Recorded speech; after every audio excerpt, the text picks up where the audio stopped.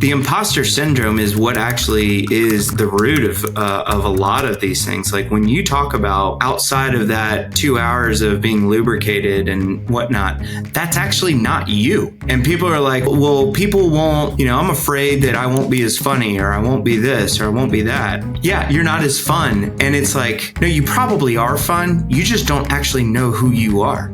Your company isn't making any revenue, but you're telling everybody, oh yeah, we're doing great, we're growing, we're this, we're that. And inside you're just going, that's a bunch of BS.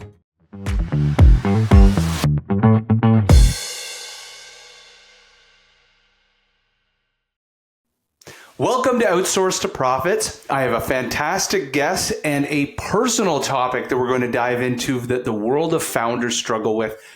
Rusty, tell the world what you do, who you serve, how you help the world. Oh, that's an interesting way to ask that question. So who I am, my name is Rusty Goodsell. Started New Orchard back in January of 2020.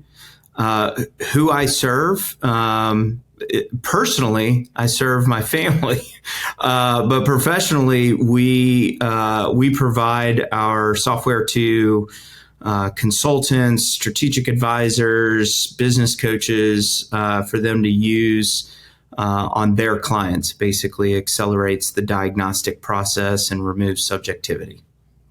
That is fantastic. We are going to talk about how founders succumb to addiction. Many times you carry the burden of addiction with you into being a founder. And then as a founder, because of the enormous stress and workload and the realities of being a founder, it can bubble to the top. And actually, there's a great book, Buy Back Your Time by Dan Martell. He talks about these like deadly sins, essentially, that can tackle a founder. And addiction is a huge part of it. I'll tell a quick story.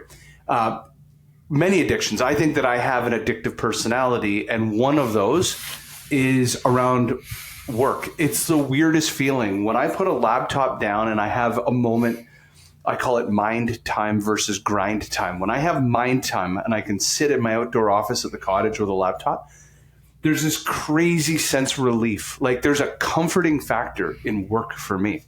Mm-hmm. So before COVID, I was on 80 flights a year, 47 countries for 6 years in a row.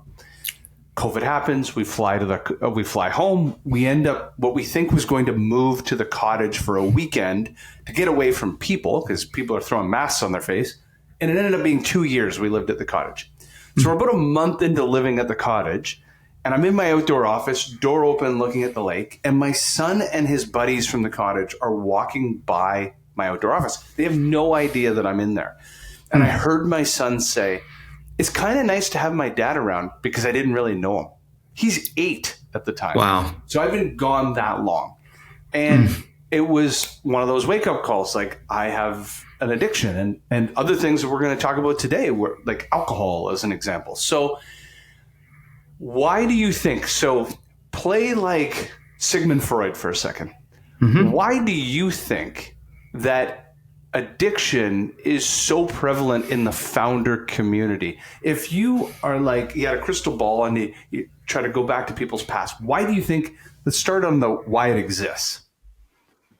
I think that the reason why entrepreneurs struggle with it so much is because we're struggling with the inner workings of imposter syndrome and, the pressure that we put on ourselves, the risk tolerance.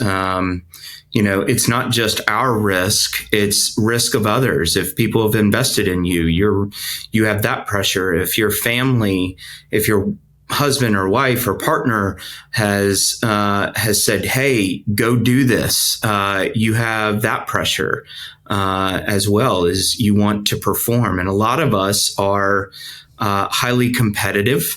And so there are a number of things that I believe happen emotionally throughout this process. There's loneliness, there's fear, there's anxiety, there's gladness, there's all sorts of emotions. And if we weren't raised to understand how to navigate those things, we end up looking for something to silence those things, thinking like, hey, we got to just get through this, or we got to, do the next thing. And you're right. Addiction comes into a number, whether it's, workaholics, alcoholics, drug addict, food.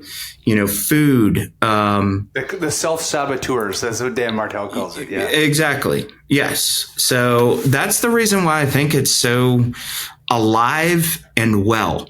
And I don't think it's talked about either, because there's also this world of like putting on a face that you got it all together, or, your company isn't making any revenue, but you're telling everybody, oh yeah, we're doing great. We're growing. We're this, we're that. And inside you're just going, that's a bunch of BS, or whatever it is. And you see the private equity person walk in, or the venture capital person, or the other entrepreneur that had a huge exit. And you're like, I want to be like that, or I want to be close to that. And sometimes that's where that imposter syndrome kind of pops in as well. So that's my thought on that. A couple things that you said. So I've heard interviews from professional athletes that have said, they left football, basketball, hockey, whatever it might have been. They played for 7 years in the NHL or NBA. And they said, we thought that was the most competitive thing we'd ever done. We became founders and entrepreneurs. And instead of 1,000 athletes in one league going after you, there's the whole world. Like, it's the whole world of pressure. And this game goes on for 50 more years. Like, it's an endless pursuit. They're like, oh my God, entrepreneurship is, it's the PGA Tour times 1,000 for the rest of your life kind of thing. You got it. You said something, if I look at the thing that's been the hardest for me, two parts. One, you said the word loneliness. Like, it's the weirdest thing. Not members of EO or part of Collective 54. These are all networking groups and mentoring groups, and I think that they're super important. But then when you're back at home, I'm in my outdoor office filming this podcast. I'm alone in this thing. Yep. And in my own home, there are no other entrepreneurs. In my friend circle from my high school, university, and like my old boys club, there's no founders. And so the only founder community I have are new friends, people that I've had to seek out and go find. Yep. And so I'm going to ask you a question around, let's step back for a second. What did you find as your journey in entrepreneurship? What addictions bubbled to the top? And then let's dive into what then are you doing about them? And I'll kind of talk about what I've learned, and let's try to create prescription towards them. Sure. It's probably a better question of what addiction didn't pop up that I can start knocking some things out. Alcohol was the big one. I was medicating quite a bit. I was a functioning alcoholic to where, day to day, am I drinking in my office? Am I drinking during the day? No. But then, come 5 o'clock, it was every day. It was every day, and it would just grow and grow and grow. Now that led into other things like, food or just kind of, what do you call it? Like pouring into Netflix and just trying to like watch things to get out of my reality. Those were the addictions early on in my earlier years. When I wasn't an entrepreneur, it was other stuff, but that was really, if I look at the last however many years, 5.5 years, of building this business, the alcohol is the thing that just kept growing and growing. And it catches and it sneaks up. So very similar. Yes. We were talking about this before the recording. I stopped exactly 1 year ago, essentially. Oh, nice. And my children, though, have no memory of me being drunk or blacked out or anything like that. But it was a state of, it was a habit that 5 o'clock would roll around. I loved tequila on the rocks or bourbon. And it was every day I had, on a rock glass and we're watching the hockey game, what have you. But you realize, oh, it's Thursday. I can have a double pour. We're watching the hockey game, and it's every single day. And then Friday, you're rubbing the back of your neck because I swim every morning at 5 a.m, and you're basically rolling into the pool because your neck hurts, and you think, this is every day you're doing this, and I'm stealing from future Jamie. Yeah. Oh yeah. Yeah, you are stealing from future Jamie. You're stealing from your creativity, your clarity, your discernment, your wisdom. You're stealing from all of that. And it's, we think that that alcohol, one of the most fascinating things for me that helped me is understanding, like, I'm a big fan of reducing things down to ridiculous. And so understanding alcohol at its reduced, it is ethanol. Same ethanol in the car. Exactly. So I'm putting gasoline in my body, yes, expecting to perform. So I'm inserting toxicity, and which just kind of threw me off of like, oh my gosh, this is it, because it's, in our culture, alcohol is, just shown to be this like live free and have fun, and everybody's on the beach, throwing a ball or, carefree. But what they're not showing is like the absolute despair when it wears off or the next day. So great. And let's keep diving down this rabbit hole. I have so many friends that I didn't tell anyone, including my spouse, I was going to quit. I literally on one day dropped the mic, never drank again. So if you look at the timeline, it was March 30th, they were in and around this time. I'm trying to remember the exact date. But long and the short is, now all of a sudden, come April or May, friends are like, what do you mean you get all this social pressure? Oh yeah. And then you go into the summer months, and in Canada, we cottage, and that's docks and boats, and that's alcohol. I mean, like, boats are run by drunk people, it seems. And so it just keeps going and going. And it's gotten to the point where now no longer my friends ask, well, when are you going to start back up? They kind of get it. Yeah. And the thing that changed for them was every year I do, in the United States, you have Cleveland Clinic and Mayo Clinic that do these 8-hour exams, executive physicals. I do one through TELUS Health here in Canada. It's 8 hours. They ultrasound every organ. They put VO2 masking. Like, every part of my body gets tested for the last 5 years. Wow. The internal change to my body is so dramatic. I posted it on social. I shared it with my friends. I had a cottage party a couple weeks after.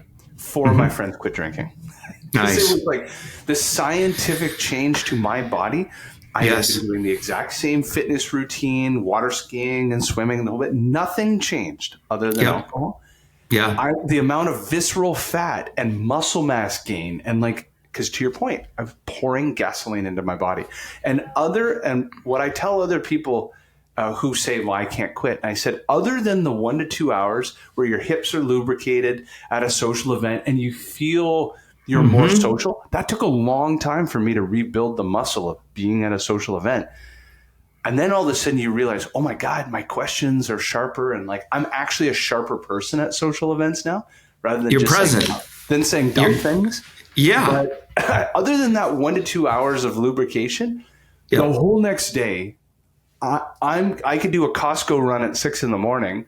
and you feel like garbage. Yeah. Yeah. Well, and it's funny. I mean, like you said, like the imposter syndrome is what actually is the root of a lot of these things. Like when you talk about, outside of that 2 hours of being lubricated and whatnot, that's actually not you. 100%. And people are like, well, people won't, I'm afraid that I won't be as funny, or I won't be this, or I won't be that. Fun. Yeah, you're not as fun. And it's like, no, you probably are fun. You just don't actually know who you are. Exactly. That is a great self-reflection. Yeah. there's like an alter ego that comes out, but Yes. that's not who you are. That's the mask of hiding the you. Yeah. Bingo. Which that's now we're starting to kind of get into like early childhood therapy and stuff like that, which I think is a great, like, I would always encourage people, especially entrepreneurs, is like, get into therapy, dig into these things, because it only gives you more power. I was drinking my kryptonite, and it was holding me back from the greatness that was within me. But what it was doing is I was silencing something that had been spoken over years since I was a kid, or something, some lie that I began to believe, or whatever it was. And that started to kind of build this alter ego, that Spider-Man Venom.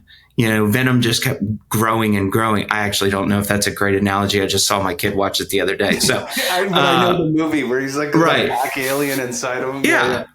Yeah. And it's like, that's not who I am. And I've grown a lot. I actually like myself a lot more, being sober. One of the biggest changes. Yeah. My self-happiness grew because of this. Yes. Yeah. And confidence too. Yeah. Can we, so with the time remaining, can you now plot a course? And I'll kind of do the same. Some tips, tricks, tactics, things that you did to squash the devil and overcome that addiction. But B, you built a roadmap of your life to make it better so those things don't come back in. And it's not just about alcohol. It's the other things like workaholism, and some people have gambling or other things.